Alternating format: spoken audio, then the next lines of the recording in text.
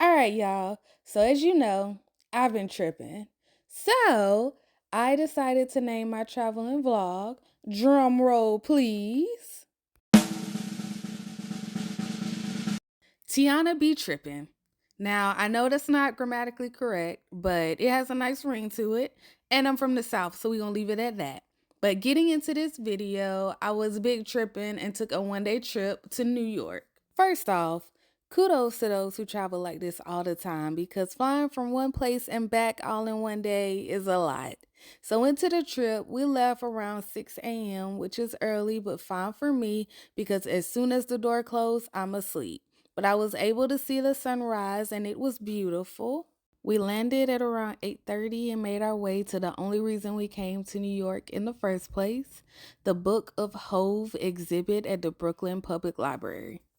The exhibit was definitely an experience, and every aspect of it was so thought out. I love the attention to detail. When you first walk up, you can marvel at the building's skin and video cue. When you walk in, we got a booklet and we're told how to navigate through.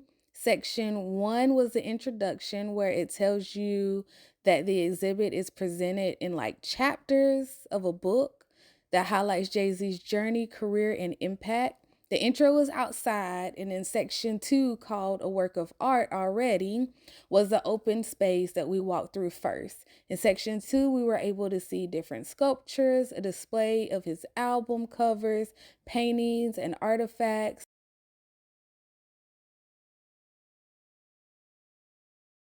Section 3 was the recording studio, Baseline Studios. Baseline is the birthplace of the Blueprint and the Black Album. You're able to walk through and see a replica of where the magic happened. There were pictures on the wall of Jay-Z and others in the studio working, as well as select artifacts and plaques. Section 4 was all about how Jay-Z was able to create masterpieces without actually writing down his rhymes and just coming off the top of his dome.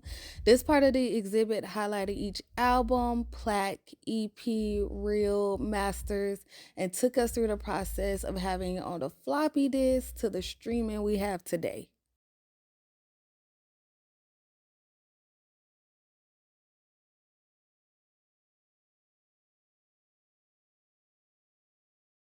Then we get into his awards, which are extensive in their own right.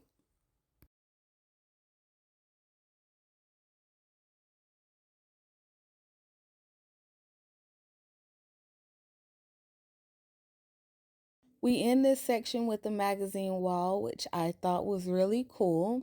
Next, we have sections 5 and 6. So 5 was businessman, which highlighted Jay-Z as being just that, a businessman. So we walked through different artifacts that highlighted Rockaware, Rock Nation, Title, 4040 Club objects. And then the 6 was win-win, which highlights Jay-Z's role in creating a platform to battle social injustice and his partnership with the NFL to shape social and criminal justice reform efforts. Section 7 was the youth wing, which for some reason I don't remember seeing as part of the exhibit. But then we get into section 8, which was called Hove Did That, which was the room where everything tied together from the beginning of Jay-Z's story to now, and how he's transcended by escaping the cultural stereotype and becoming an icon.